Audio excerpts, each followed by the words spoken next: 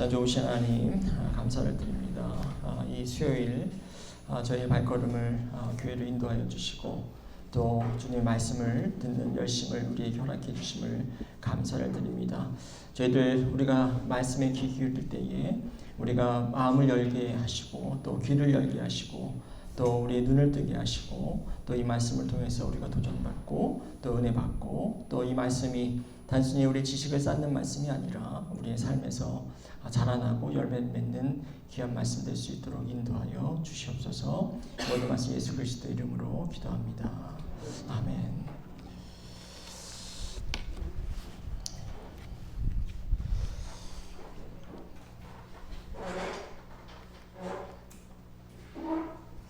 네, 우리가 지난번에 오늘부터 이제 로마의 평화에 대한 이야기들을 한번 살펴본다고 말씀드렸고요. 오늘 한 2번에 걸쳐서 말씀을 좀 드리도록 하겠습니다. 그래서 오늘은 전체적으로 로마의 평화가 어떤 것을 의미하는지 한번 그런 것들을 좀 살펴보고요.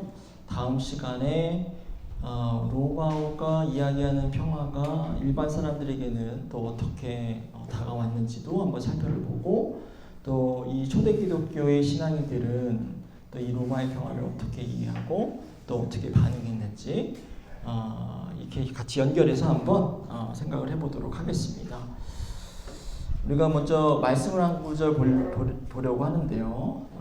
이 말씀 한번 보도록 하겠습니다. 저랑 같이 한번 읽어보실까요? 시작! 그날 저녁이 되었을 때에 예수께서 제자들에게 말씀하셨다. 바다 저쪽으로 건너가자.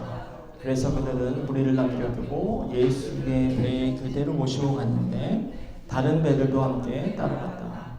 그런데 거센 바람이 일어나서 파도가 배 안으로 덮쳐 들어오므로 물이 배에 벌써 가득 찼다. 예수께서는 고문에서 베개를 베고 주무시고 계셨다. 제자들이 예수를 깨우려 말하니까 선생님, 우리가 죽게 지었는데도 아무렇지도 않으십니까? 예수께서 일어나 바람을 꾸짖으시고 바다더러 고요하고 잠잠하여 계시니 바람이 그치고 아주 고요해졌다. 네, 우리가 기억나시는 분은 기억나시겠지만은 제가 몇 주 전에 몇 주가 됐는지 기억이 안 나요. 한 달 정도 된 것 같은데요. 한 달 정도의 주의 대예배 시간에 이 본문을 가지고 설교를 했었습니다. 네, 본문은 기억이 나시는데 내용은 잘 기억이 안 나시죠? 간단하게 좀 설명을 드리자면은 우리가 이 본문이 사실은 뭐 늘 그렇지만 또 본문이라고 하는 것은 하나님 말씀은 늘 때에 따라서 장소에 따라서 또 사람에 따라서 늘 다양하게 보물처럼 보물을 막 이렇게 발견하도록 도와주시잖아요. 이 말씀도 또 여러 가지 또 말씀으로 해석될 수가 있습니다. 일단은 예수님의 능력에 맞춰서 우리가 생각을 해보면 예수님께서 이 바다를 풍랑을 잔잔하게 하셨다라고 하는 그런 이적에 초점을 맞춘다고 한다면 예수께서 아주 놀라운 이적을 행하시는 메시아고 그리스도고 또 하나님의 아들이라고 하는 것을 우리는 이 말씀을 통해서 또 알 수 있죠. 그리고 또 본문에 집중해서 보면 이 본문이 바다라고 하는 것이 혼돈의 공간이고 또 악의 공간이고 또 짐승들이 등장하는 공간이잖아요. 그 짐승을 꾸짖는데 그 꾸짖는 내용이 마치 복음서에 보면 귀신을 꾸짖을 때랑 똑같은 단어를 사용하십니다. 이런 말씀하시니까 조금 생각이 나시죠? 네. 그러면서 그 얘기는 뭐냐면 이 말씀을 통해서 예수 그리스도께서 악을 허락하지 않고 악을 허용하지 않으시고 물리치시는 분이시라고 하는 거죠. 악이 아니라 악은 생명을 죽이는 그러한 존재고 그렇지만 하나님께 예수 그리스도는 하나님의 대리자로서 아들로서 악을 물리치시고 사람들에게 생명을 주는 존재다라고 하는 측면에서 우리가 이 말씀을 살펴볼 수도 있다 말씀드렸고요. 또 세 번째로는 또 초대교회의 어떤 상황과 맥락에서도 이 말씀을 해석할 수 있다라고 말씀을 드렸습니다. 한마디로 초대교회 공동체의 모습을 보여주는 거죠. 교회 공동체가 이 한 배에 타고 있습니다. 배가 침몰하면 같이 죽는 거고요. 배가 침몰하지 않고 목적지로 잘 가면 모두가 안전하게 사는 겁니다. 그런데 그들이 타고 있는 배 그리고 그들이 가고 있는 바다는 그렇게 순풍에 돛단 듯 가는 그런 환경이 아니었다 말씀드렸죠. 그들은 늘 시험받고 박해받고 고난을 받았습니다. 흔들리는 배와 같이 배에 탄 사람처럼 이 배처럼 늘 흔들리고 그 죽음 앞에 늘 직면했던 그러한 초대 교회 모습이 이 안에 있는 거죠. 그런데 그러한 삶의 어떤 신앙의 어떤 고통 가운데서 예수님은 마치 잠을 자고 계시는 것처럼 아마 그들은 느껴졌을런지 모르겠습니다. 우리는 이렇게 죽을 것 같은 그런 상황에 있는데 예수님께서는 지금 잠을 자고 계시잖아요. 그것이 아마 초대교회 공동체들이 생각하는 그런 모습일 거예요. 그러나 결과적으로 예수님께서는 일어나셔서 바다를 잠잠하게 하시고 풍랑을 고요하게 하십니다.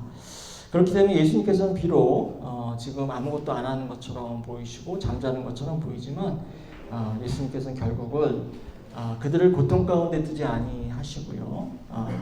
그들을 구원해 주시고 그들에게 새 희망을 줄 거라고 하는 그런 고백이 담겨져 있는 말씀으로 우리가 이 말씀을 또 이해할 수 있는 거고요. 또 현대를 사는 우리에게도 우리는 늘 크고 작은 풍랑을 만나고 비바람을 만나잖아요.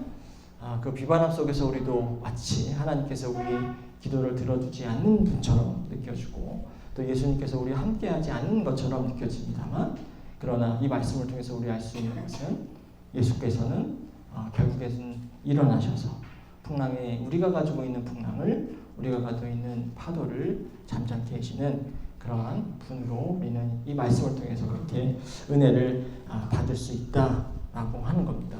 근데 제가 이 말씀을 이 본문을 왜 또 끄집어내서 지금 반복을 하고 있냐면 또 다른 각도에서 이 말씀을 우리가 살펴볼 수 있기 때문입니다. 우리가 오늘 찬송도 하나 불렀죠. 평화에 관련된 찬송이었습니다. 그리고 오늘 제목도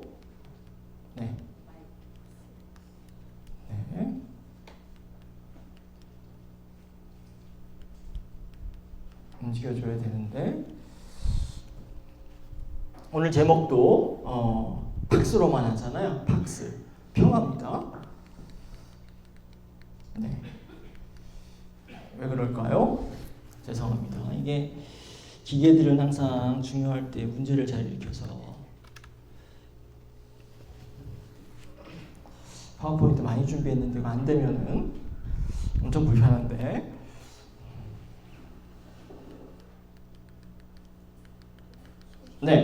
어쨌든 안 되는 거고요. 아까 보면 확인할 때는 잘 됐었는데 자 어쨌든 간에요. 평화에 관련된 말씀을 제가 나누려고 하잖아요. 오늘 우리가 지금 이 마태복음, 마가복음의 말씀도요. 우리가 평화의 이야기로 또 읽을 수 있기 때문에 이 본문을 또 다시 한번 제가 가져와 봤습니다.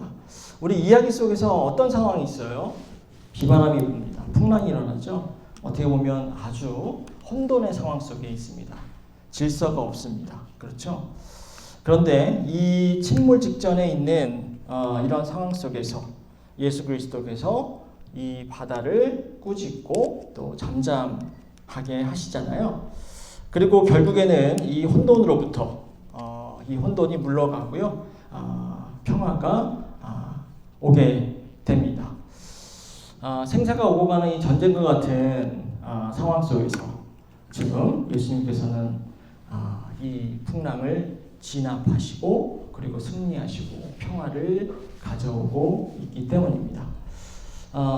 그렇기 때문에 풍랑을 잠잠케 하는 이야기는 어떻게 보면 평화를 만들어내는 이야기라고도 볼 수 있습니다.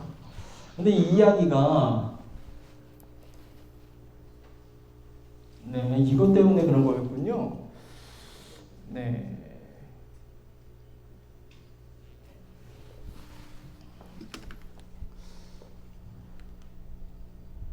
그것 때문은 아니었군요. 저게 제거돼도 문제는 해결되지 않았습니다. 네, 이 풍랑을 잠잠하게 하는 이 이야기가 고대인들에게는 어떻게 들렸을까요? 되게 새롭다. 아주 참신하다. 이런 생각을 하기보다는요, 어떻게 보면 그들에게는 이야기가 낯선 이야기가 아니라 상당히 친숙한 이야기였습니다. 제가 그림 하나를 보여주도록 하겠습니다.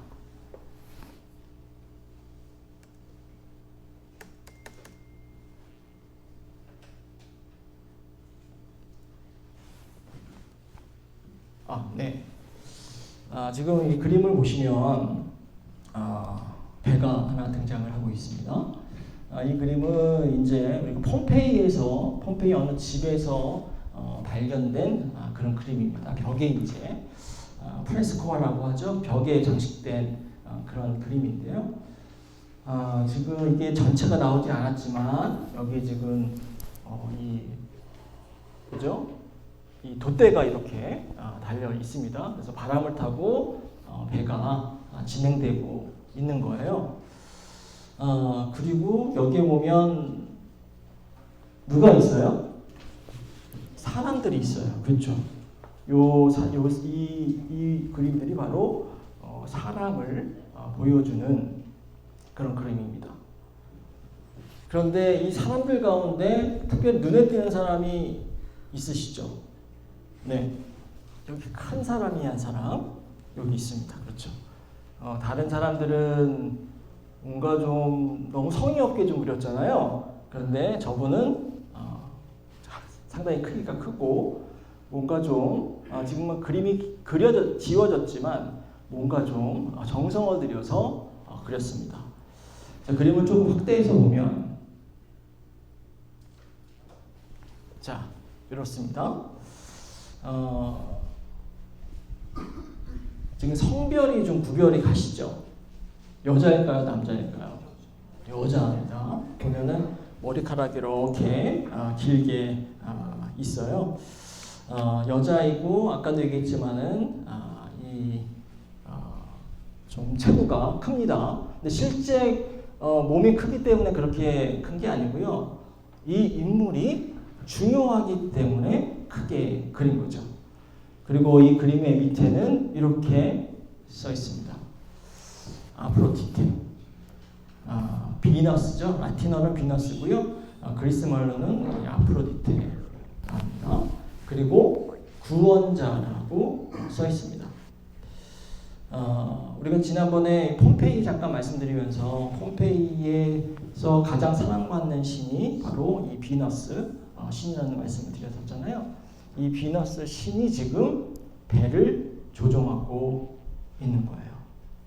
자, 그리고 이 비너스 신이 이 배에 타고 있으니까 이 배는 풍랑 가운데서 이렇게 목숨을 걸고 가고 있는 걸까요? 그렇지 않습니다. 아주 잔잔하고 고요한 상태에서 배는 진행되는 겁니다. 그렇게 아프로디테가 배에 타고 있으면 지금 이 배는 풍랑 속에서도 풍랑을 잠잠케 하고 평화롭게 바다를 건널 수 있기 때문에 이 그림이 그런 모습들을 지금 그려내고 있는 거죠. 그리고 그렇기 때문에 이 아프로디테는 구원자라고 또 불리우게 됩니다. 자, 로마 사람들은 이렇게 신들의 존재라고 하는 것이 자신들을 평화롭게 만들고 또 이렇게 아주 위험한 상황 속에서 자신들을 보호하는 존재로 그렇게 여겼습니다. 하나를 더 보도록 할게요. 로마시 인쿨레티우스는 또 이러한 글을 썼습니다. 제가 읽겠습니다. 로마의 어머니, 신들과 인간의 기쁨이여, 사랑스러운 비너스여, 그대는 반짝이는 별들 아래에서 수많은 여행을 하는 바다와 풍요로운 땅을 생육하게 하네. 여신이여, 그대 앞에서 그대가 오실 때 폭풍의 비바람과 무거운 구름이 달아나고 그대를 위한 교묘한 대지는 향기로운 꽃을 피우며 그대를 위해 고요한 깊은 바다는 미소 짓고 평온한 하늘 구름 사이로 그대를 위해 부드러운 빛이 퍼져 빛나네. 자, 여신 비너스가 또 나오고 있죠. 이 비너스가 바로 폭풍의 바람과 비를 머금고 있는 먹구름을 몰아내는 그런 존재로 지금 찬양하고 있습니다. 바다를 미소 짓게 하고요. 또 바다를 지금 평화롭게 하는 존재로 지금 아름답게 찬양되고 있는 거잖아요. 이 장면만 봐도 지금 평화로운 그런 풍경이 우리의 머릿속에 떠오르게 됩니다. 제가 여기서 말하려고 하는 것은 아까도 얘기했지만 고대의 사람들의 어떤 이해 속에서 신적인 존재, 위대한 존재는 평화를 가져오는 분이시고 또 평화를 만들어내는 분으로 그렇게 이해를 했습니다. 어떻게 보면 마가복음 속에서 이렇게 풍랑을 잠잠케 하시는 예수 그리스도의 그 이야기도 고대 사람들의 머릿속에는 예수 그리스도께서는 위대한 신적 존재이기 때문에 다른 신류가 마찬가지로 이 바다를 잠잠하게 하고 평화를 주시는 분이구나 라고 그렇게 이해했을 것이라고 하는 거죠. 우리가 이 문화라고 하는 것은, 이야기라고 하는 것은 늘 문화의 어떤 이 카테고리 안에서, 이 반경 안에서 늘 이야기가 되고 또 전달이 됩니다. 그래야 사람들이 이해를 잘하기 때문이죠. 그들의 이해가 없고 그들의 문화에 익숙하지 않은 이야기를 던지면 사람들은 잘 이해 못하기 때문에 비슷한 어떤 예들과 이야기를 통해서 또 예수의 존재가 어떤 분이라고 하는 것을 보여주고 있는 거죠. 자, 이렇게 평화라고 하는 것, 그것은 이 고대인들에게 아주 중요한 그런 개념이었습니다. 평화가 있다라고 하는 것은 풍랑이 잠잠해지면, 평화가 만들어지면 어떻게 됩니까? 안전해지는 겁니다. 그렇죠. 죽을 위기에 있었는데 지금 잠잠해지면서 평화가 찾아오면서 안전하게 되는 거죠. 그렇기 때문에 이 평화는 항상 안전과 짝이 되어서 늘 이야기가 되었습니다. 평화가 있는 곳에 안전이 있는 거예요. 평화가 있는 곳에 안전한 삶이 있고 안전한 사회가 있는 겁니다. 그러니까 안전하지 않은 상황을 안전하게 만드는 것이 그런 의미에서는 또 평화입니다. 그리고 이 동시에 평화로운 상태가 유지되어야 사람들은 계속해서 안전한 삶을 살 수 있는 거죠. 어떻게 보면 현대인들보다 고대 사회는 전에도 한번 제가 말씀드렸지만 안전이 심각하게 위협받는 그런 사회에서 살았습니다. 전쟁이 끊임없었죠. 우리 현대에도 늘 전쟁이 있지만 과거에는 크고 작은 전쟁들이 늘 끊임없이 일어났었습니다. 전쟁이라고 하는 그런 명사로 단어로 우리가 듣지만 전쟁은, 그리고 전쟁을 경험한 사람들에게 전쟁은 너무나도 추상적인 그런 단어가 아니라 아주 구체적이고 아주 삶을 위협하고 공포스러운 그런 단어인 거잖아요.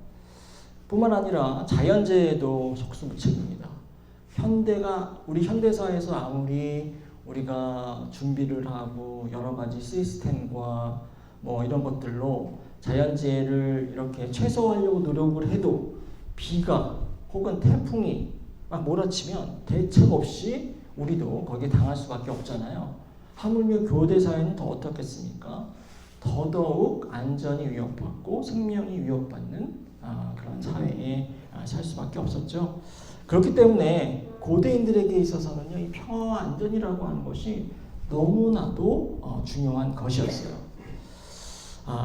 그래서 그들이 이상적으로 꿈꾸는 사회는요, 안전이 보장되는 사회, 평화가 있는 사회를 그들은 이상적인 사회, 그리고 삶의 모습으로 생각을 했습니다. 그러다 보니 이 로마라고 하는 이 나라, 이 제국도요, 평화와 안전을 그들의 가장 중요한 슬로건으로 삼았습니다. 우리 로마는 평화를 제공하고 안전을 제공하는 나라다. 우리의 황제는 평화와 안전을 이렇게 보장해주는 그런 놀라운 분이다 라고 하는 것을 늘 이야기를 했습니다. 그리고 이 평화 안전이 여러분들 이 짝이 되어서 나오는데 이 말씀이 사실 성경에도 나올까요, 안 나올까요? 기억은 아마 보시면 아실 건데 성경에도 나옵니다. 데살로니가전서 5장 3절인데요. 자, 한번 좀 같이 읽어보겠습니다. 사람들이 평안하다, 안전하다고 말할 그때에 아기를 메인 여인에게 해산의 진통이 오는 것과 같이 갑자기 멸망이 그들에게 닥칠 것이니 그들을 피하지 못할 것입니다. 네, 지금 평안하다, 안전하다. 지금 여기는 번역은 동사로 돼 있어요. 평안하다, 안전하다. 그러나 이 헬라어를 보면요, 이 동사로 평안하다, 안전하다 하는 게 아니고요. There is peace and security. 평화와 안전 이렇게 딱 짝이 되어서 이야기를 하고 있습니다. 사람들이 평화와 안전이 있다라고 말할 때 평화와 안전 이렇게 딱 짝을 이어서 이야기를 하고 있어요.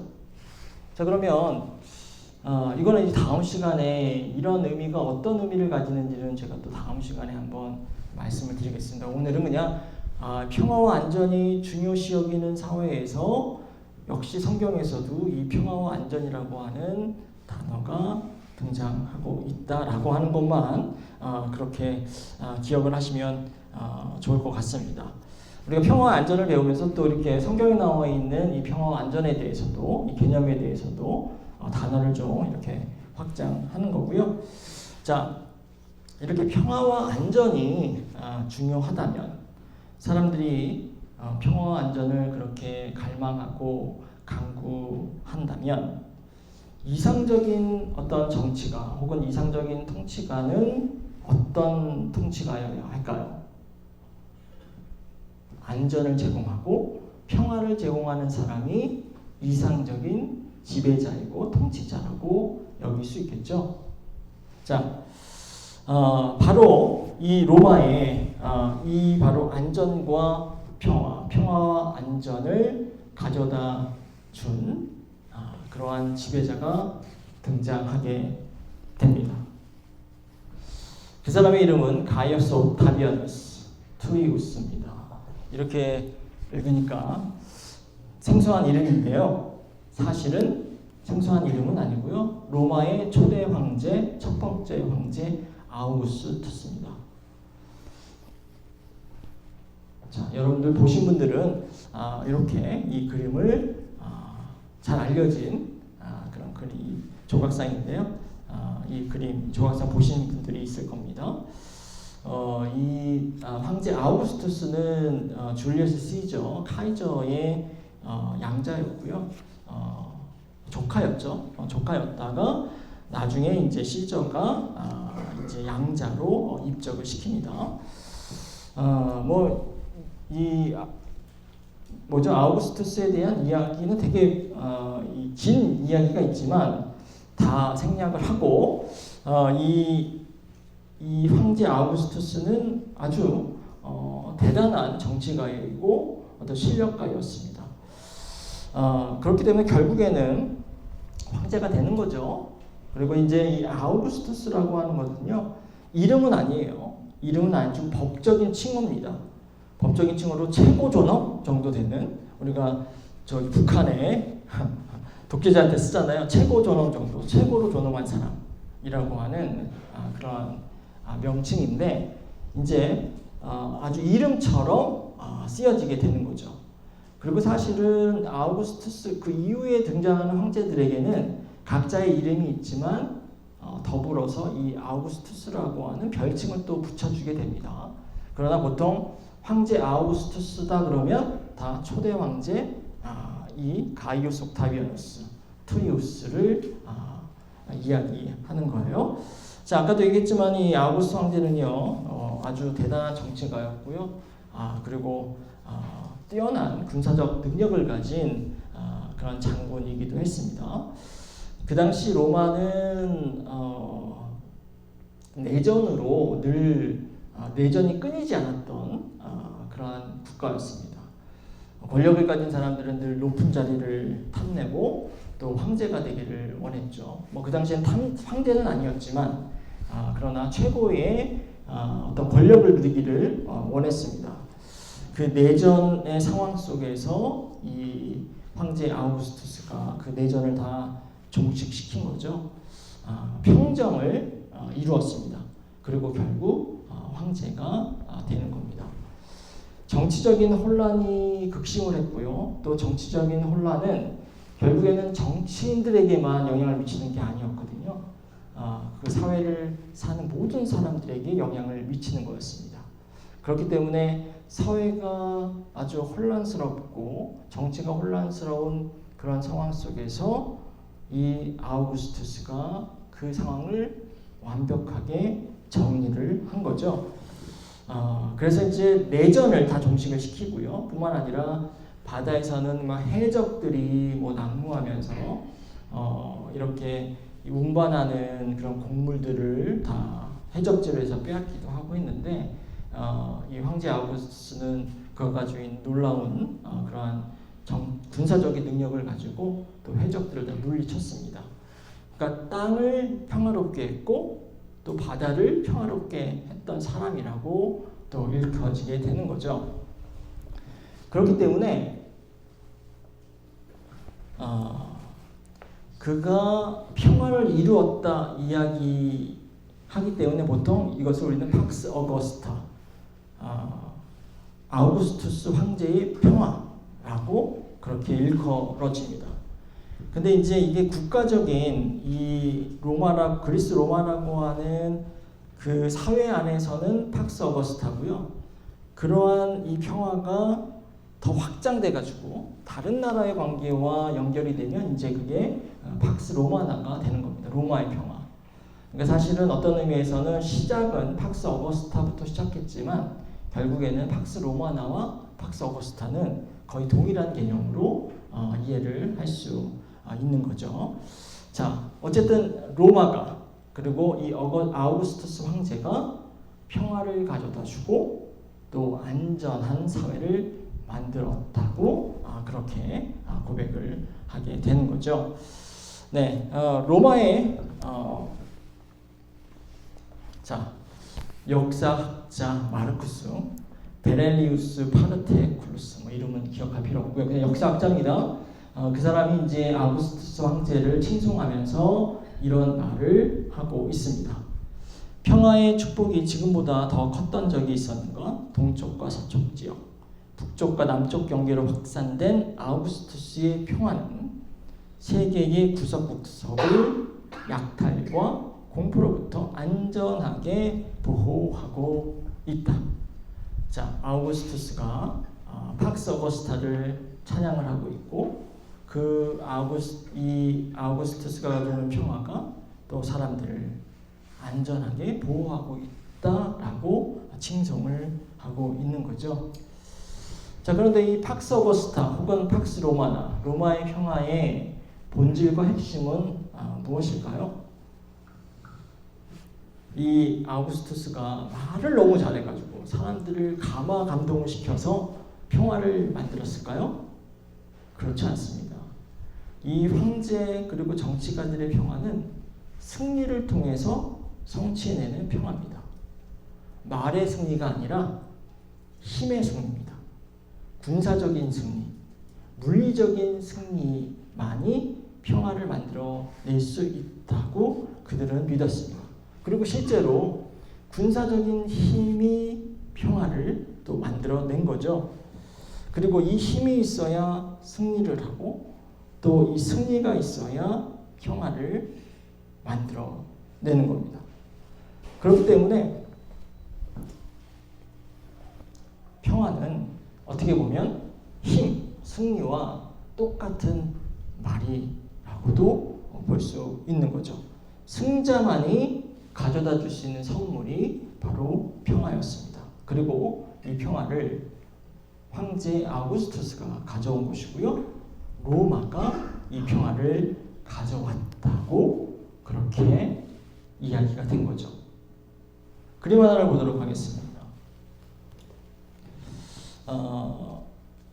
기념 주화이기도 하고요. 또 동전이기도 합니다. 기원전 29년도에 발행된 주화고요.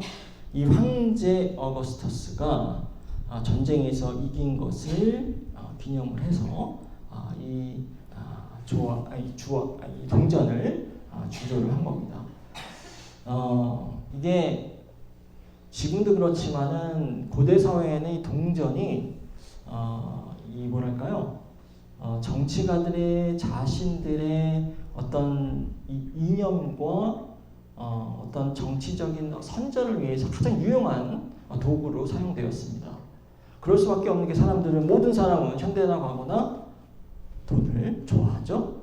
그리고 우리처럼 크레딧 카드나 수표를 쓰지 않고요. 동전을 사용했습니다. 동전을 꺼내보면 누가 있어요? 지금 황제가 있는 거예요. 그러니까 황제가 늘 자신들과 함께하고 이 황제의 도움을 통해서 내가 이렇게 돈을 쓰고 있다라고 하는 그런 인식을 하게 된 거죠. 이 동전에 지금 이 오른쪽에 보면은 아시아 렉캡타라고 써 있습니다. 번역을 하면은 아시아 지역, 소아시아입니다. 우리 뭐 동아시아가 아니라 그 당시에 소아시아, 뭐 터키라든지 그 소아시아 지역을 회복시켰다. 라고 하는 것을 기념해서 이렇게 아시아 렉캡타라고 써 있는 거고요. 그 여기 있는 것은 카이사르 IMP 7번 이렇게 써 있습니다. 이제 동전이 워낙 공간이 적으니까 약자를 그렇게 사용한 거예요. 약자를 사용한 건데 저거는 임퍼레이터 그러니까는 최고 사령관 정도 되는 겁니다. 그러니까 황제가 이렇게 군사적인 역량을 발휘하면 최고 사령관으로 칭호가 되는 거예요.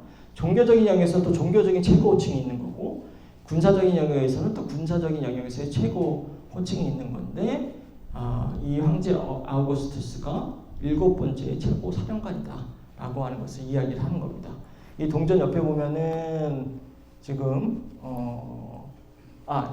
여기 어떤 신성한 뭔가 이렇게 좀 상자 같은 거에 누가 있냐면은 이 사람은 지금 얼굴이 좀 잘렸는데 승리의 여신입니다. 승리의 여신. 승리의 여신이 지금 그려져 있는 거고요. 그리고 승리의 여신 옆에 뱀이 이렇게 꼬불꼬불한 게 두 마리의 뱀입니다. 승리의 여신이 왜 뱀과 함께 있을까요? 그냥 뭐 중요한 건 아니지만 또 한번 그냥 상식적으로 한번 들어보시면은 승리의 여신이면은 저 같으면은 사자나 호랑이 같이 이렇게 포악하고 힘이 센 육식동물을 그릴 것 같은데 뱀을 그렸습니다. 뱀을 왜 그렸을까요? 승리와 무슨 상관이 있을까요? 뱀이라고 하는 존재는 어떤 존재냐면 그들이 고대인의 시간에 봤을 때는 뱀은 허물을 먹잖아요. 허물을 먹고 또 성장을 합니다. 그런 걸 봤을 때 뱀이라고 하는 것이 죽지 않는 그런 존재처럼 그들은 그렇게 이해를 했던 거죠. 물론 실생활에서는 뱀이 죽는 것을 목격을 했겠지만 이 상징성을 사용하는 거니까요. 그래서 뱀이 허물을 먹으면서 반복적으로 계속 그 생명을 이어나가는 것으로 이해했기 때문에 어떻게 보면은 승리라고 하는 것이 계속해서 이어지고 영속적으로 영구적으로 진행되는 거라고 생각을 했던 거죠. 그래서 이렇게 뱀을 이렇게 그렸습니다. 자, 이 황제 아우구스투스가 승리자라고 하는 거죠. 승리를 가져오는 사람이라고 하는 것을 지금 누구인가? 황제는 승리자라고 하는 것을 보여주는 거고요. 또 다른 또 이것도 은화인데요. 이거는 뭐 실제로 사용됐던 그런 동전 마찬가지로 이 그림도 황제 아우구스투스의 그림이 얼굴이 지금 그려져 있습니다. 네, 여기 뭐 라틴어인데요. 좋은 얘기가 막 써 있습니다. 여기에는 네, 아까 그 IMP는 그 최고 사령관이라고 하는 뜻이라고 말씀드렸잖아요. 최고 사령관 시저 카이사르 아우구스투스를 얘기하는 거고요. 신의 아들이라는 뜻이 또 담겨져 있고 또 뭐 이렇게 자유를 가져다주는 사람이라고 하는 약자가 새겨져 있고요. 여기에 보면은 또 누군가가 또 한 사람 서 있습니다. 근데 잘 알 수 있을 것 같아요. 왜냐하면 팍스가 써 있습니다. 네. 평화의 여신인데 이 평화의 여신과 이 아우구스투스가 같이 짝을 이뤄서 지금 등장하고 있습니다. 바로 이 황제 아우구스투스가 평화를 가져왔다라고 하는 것을 사람들에게 선전하기 위해서 이런 동전을 만든 거죠. 그리고 이 팍스 어거스타를 시각적으로 아주 잘 보여주는 또 그러한 건축물들이 있습니다. 예전에 제가 마가복음 한번 할 때도 보여드렸던 건데 이게 아라파키스 아우구스테라고 하는 평화의 제단이라고 하는 겁니다. 이게 이제 지금도 아마 로마에 있는 것으로 제가 로마를 가보지 못해서 로마 역대 가신 분들 이거 보신 적 있으실까요? 아니에요? 근데 사실은 모르면은 저 같은 사람이 만약 로마에 간다 그러면 이거 한번 가봐야겠다 생각하지만 보통 사람들은 뭐 로마 볼 게 얼마나 많아요. 그러니까는 자 이런 분들은 안 가게 되죠. 제단이니까 네 어쨌든 이게 평화의 제단입니다. 아주 고급진 그런 대리석으로 만들었고요. 여기 이제 기원전 한 13년 정도에서 좀 몇 년 동안 만들어진 걸로 그렇게 학자들은 이야기를 하고 있습니다. 이 제단이 중요한 이유는 이 제단을 통해서 이 아우구스투스가 로마가 어떤 평화를 만들어냈는가라고 하는 것을 보여주기 때문에 이 평화의 제단이 중요합니다.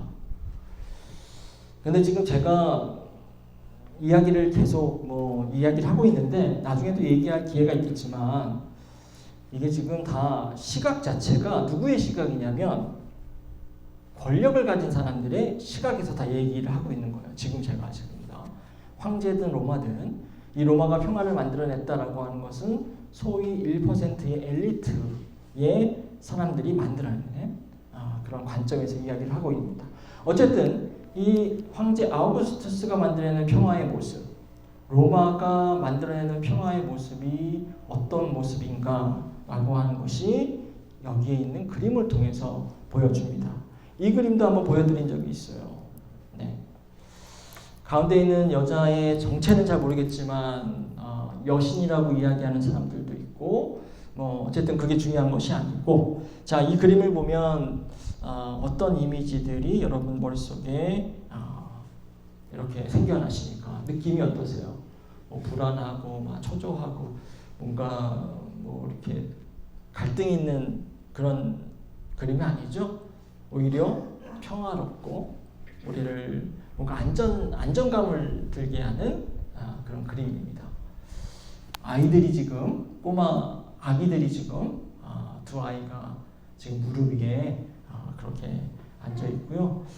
살찐 짐승들이 또 함께 있습니다. 뭔가 평화롭고 풍요롭잖아요. 사람들도 여유가 있어 보입니다. 또 아이가 있다라고 하는 것은 이 공간이 안전한 공간이라고 하는 것을 또 보여주는 거죠. 자, 이 그림을 통해서 이야기하려고 하는 것은 황제 아우구스투스는 그리고 로마는 어떤 평화를 가져왔냐? 바로 이 사회에 안정과 풍요로움을 가져왔다라고 하는 그런 것을 이 그림을 통해서 이야기를 하려고 하는 거죠. 이 황제가 로마가 평화로운 세상을 가져왔고 또 풍요로운 세상을 그렇게 가져왔다라고 하는 겁니다. 그 옆면에 보면 또 다른 그림들이 있어요. 그냥 장식처럼 보입니다만 이것도 그냥 단순한 장식이 아닙니다. 이 장식을 가만히 확대해 보면 또 이렇게 돼요. 보기만 해도 배가 부릅니다. 탐스러운 과일이 주렁주렁 달려 있죠. 로마가 가져오는 평화라고 하는 것, 그것은 풍요로움을 가져오는 평화라는 것을 이 그림들을 통해서 보여주고 있는 거죠. 마지막으로 이 제단에 또 하나의 그림이 있습니다. 그 그림을 하나 보여드리도록 하겠습니다. 자, 이번에는 사람이 등장하고 있죠. 자, 어떤 사람들이 지금 등장하고 있습니까? 딱 봐도 여러분 어떤 사람인 것 같아요? 가난하고 막 이런 사람들인 것 같습니까? 그렇지 않죠? 뭔가 뭐 옷차림이나 이런 걸 봤을 때 뭔가 좀 잘 사는 사람들 또는 뭐 귀족과 같은 사람들이 지금 등장하고 있습니다. 근데 이 뭐 사람이 잘 살든 못 살든 어쨌든 이 그림만 봐서는 이게 평화의 재단과 어떤 상관이 있을까? 평화로움과 뭐 풍요로움과 어떤 상관이 있을까라고 생각해 보면 별 상관이 없는 그림처럼 보입니다. 그렇죠? 이렇게 살찐 사람들이 있거나 그러면 풍요로움을 또 이야기하는 거라고 얘기할 수 있겠지만 또 그렇지 않잖아요. 그냥 평범한 사람들처럼 보입니다. 그런데 아까도 얘기했지만 여기 있는 그림들은 그냥 단순한 그림이나 조각들이 아니에요. 다 이 그림들은 메시지를 전달하는 겁니다. 여기서 어떤 메시지를 이것을 보는 사람들에게 전달하고 있는 걸까요? 이 사람들이 바로 평화를 가져오는 내 1등 공신이라고 하는 메시지를 전달하는 겁니다. 이 사람들은요 바로 상원이에요. 세네터니까요. 원로원 의원들이고요. 또 그 귀족 임페리얼 패밀리 그러니까는 황제나 귀족들의 가족 그리고 이제 제사장 높은 아주 관직에 있었던 사람들 그 가족들을 그린 겁니다. 자, 다시 말하면은 이 그림을 통해서 평화와 안전, 풍요로움, 뭐 번영 이런 것들을 가능하도록 한 사람들이 바로 이러한 사람들이라고 하는 자신들이라고 하는 것을 보여주는 거죠.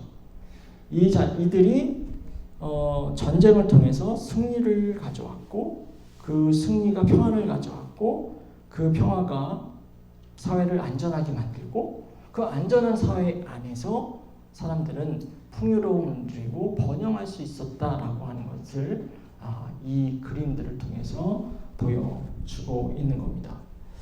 자, 그런데 지금까지 보면은 이 팍스 로마나든지 팍스 어거스타라고 하는 것이 상당히 건전하고 이상적으로 보이잖아요. 뭐 전쟁은 누구나 싫어합니다만 그 전쟁을 황제가 잘 종식을 시켜요. 그리고 땅을 평화롭게 하고 바다를 평화롭게 하고 그래서 안전한 세상을 만들고 그 안전한 세상을 또 풍요롭게 하고 또 번영을 또 추구한다는 점에서 이 팍스 로마나는 아주 이로운 그런 세상인 것처럼 보입니다. 그런데 이 평화가 누구를 위한 평화인가라고 하는 질문을 우리가 던질 필요가 있는 거예요. 누가 어떤 방법으로 이 평화를 만들어내는가? 그리고 누구에 의해서 이 평화가 유지되는가라고 하는 그런 질문들을 우리가 던질 필요가 있습니다. 아까 잠깐 얘기했지만 여기에 지금 팍스 로마나든 팍스 아우구스투스든지 간에 이 평화라고 하는 것들 이러한 선전과 이걸 뭐 프로파간다라고 얘기하기도 하는데요. 이러한 개념 자체는 다 누구의 관심과 이익을 반영한 거냐면 이것을 만들어내는 사람들의 관심과 이익을 반영하는 겁니다. 최고 상위의 권력자들, 지배자들의 관심을 그리고 그들의 이익을 반영하는 것이 로마의 평화라고 하는 거죠.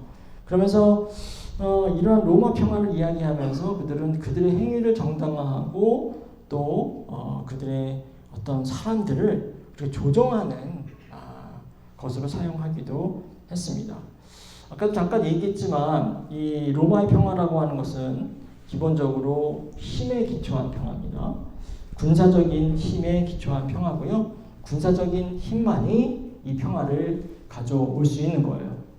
그러니까 평화는 승리에 의해서만 확보되는 거다라고 그렇게 그들은 믿었습니다. 자, 그렇고요. 자, 역사가 타키투스도 또 이러한 점을 정확하게 지적을 하고 있습니다.